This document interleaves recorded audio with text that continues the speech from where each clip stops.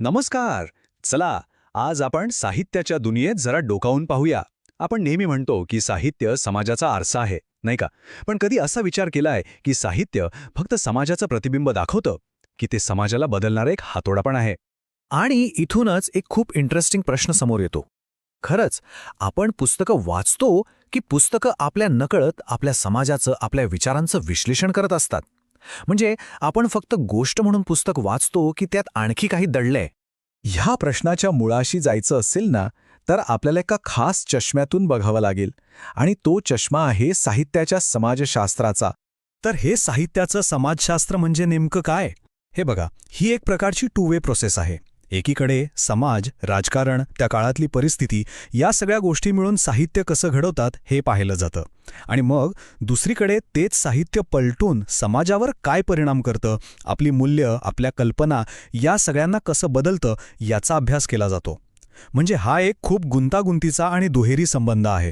आणि याच संदर्भात एक खूप भारी मत मांडलं जातं, जे समाजशास्त्रज्ञ एमिल डर्खाइम यांच्या विचारांवर आधारित आहे. ते म्हणजे साहित्य हे काही फक्त एका व्यक्तीच्या डोक्यातून आलेलं नसतं, तर ते सामूहिक चेतनेचा भाग असतो.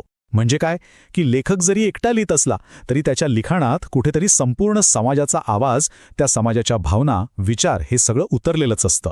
ओके, ही सगळी झाली थिअरी. पण हे प्रत्यक्षात कसं दिसतं हे समजून घेण्यासाठी ना आपण आपल्या घरातलं, आपल्या जवळचं उदाहरण घेऊया, मराठी साहित्याचं. कारण बघा, कुठल्याही भाषेच्या साहित्याची गोष्ट म्हणजे खरं तर त्या भाषेतल्या लोकांचीच गोष्ट असते.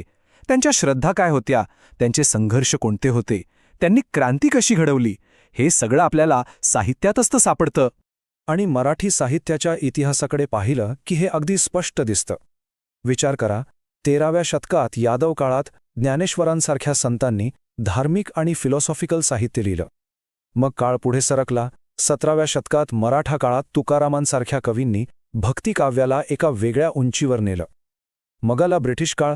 19व्या शतकात पत्रकारिता आली, पाश्चात्य विचार आले आणि त्यातून सामाजिक सुधारणांच्या चळवळींना जोर आला.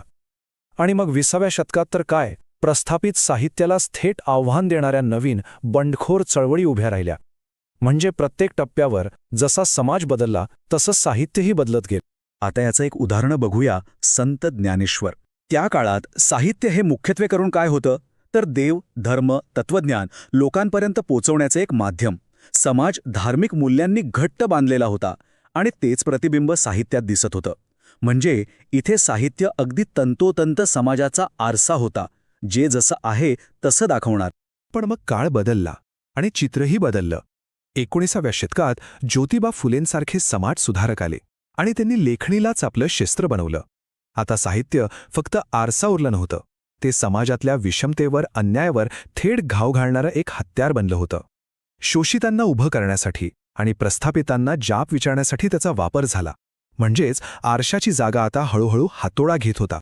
आणि या हातोड्याचं सगळ्यात शक्तिशाली, सगळ्यात प्रभावी रूप जर कुठे दिसलं असेल तर ते एका विशिष्ट साहित्य प्रवाहात. आणि तो प्रवाह होता दलित साहित्याचा उदय. दलित साहित्य म्हणजे नेमकं काय? ही फक्त एक लिखाणाची पद्धत नाहीये, तर ही एक पूर्ण चळवळ आहे. याची प्रेरणा येते महात्मा फुले आणि डॉक्टर बाबासाहेब आंबेडकर यांचे विचारांमधून. हे साहित्य म्हणजे काय, तर शतकानुशतके जो आवाज दाबून टाकला होता, तो आवाज आता विद्रोहाच्या सुरात फुटला होता. या साहित्याने वर्षानुवर्षांची क्रूरता, शोषण आणि वेदना इतक्या तीव्रतेने जगासमोर आणली की त्याने प्रस्थापित जातीय व्यवस्थेच्या मुळावरच हल्ला केला. याचा इम्पॅक्ट किती जबरदस्त होता हे बाबुराव बागुलांच्या उदाहरणावरून कळतं. 1963 साली त्यांचं पुस्तक आलं आणि मराठी साहित्य विश्वात अक्षरशः भूकंप झाला. त्यातील समाजाच्या क्रूर वास्तवाच्या दाहक चित्रणामुळे प्रस्थापित साहित्यिक एकदम हादरून गेले. तर मग प्रश्न हा आहे की हे साहित्य फक्त वैयक्तिक दुःख मांडण्यापुरतं मर्यादित न राहता एक मोठी सामाजिक शक्ती कसं बनलं? याचे काही महत्त्वाचे टप्पे आहेत. पहिला टप्पा होता आंबेडकर आणि फुलेंसारख्या सुधारकांकडून मिळालेली वैचारिक बैठक. दुसरा, शोषणाचे अनुभव जसेच्या तसे थेट मांडणं. तिसरा, उच्चवर्णीय शहरी साहित्य विश्वाच्या नियमांनाच प्रश्न विचारणं. आणि चौथा, या सगळ्यातूनच सक्षमीकरणाची आणि सामाजिक बदलाची एक मोठी चळवळ उभी राहिली. दलित साहित्याच्या या लाटेमुळे मराठी साहित्य समीक्षेत एक मोठा वाद सुरू झाला. वाद होता कलेसाठी कला की जीवनासाठी कला. एका बाजूला होते कलावादी, ज्यांचं म्हणणं होतं की साहित्याचं काम जीवनातल्या दुःखापासून दूर नेऊन सौंदर्य दाखवणं आहे. तर दुसऱ्या बाजूला होते जीवनवादी, जे म्हणत होते की नाही, साहित्यानं मानवी समस्यांना थेट भिडायलाच हवं आणि समाज सुधारण्यासाठी काम करायला हवं. म्हणजे हा वाद कलेच्या मूळ उद्देशावरचाच होता. तर मराठी साहित्याच्या या उदाहरणावरून आपण पुन्हा आपल्या मूळ प्रश्नाकडे वळूया आणि हे सगळं समजून घेणं आपल्यासाठी का महत्वाचं आहे हे पाहूया. तर मग आपलं सुरुवातीचं कोडं साहित्य आरसा आहे की हातोडा?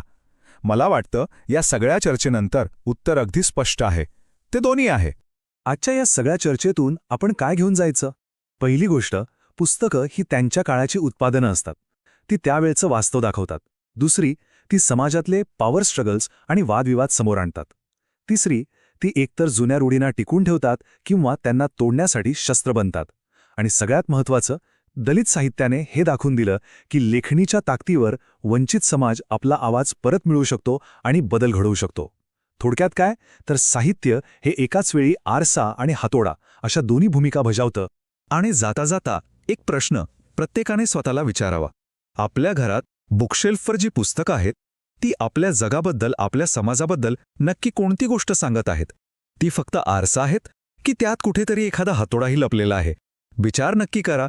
भेटूया पुढच्या वेळी एका नवीन विषयासोबत.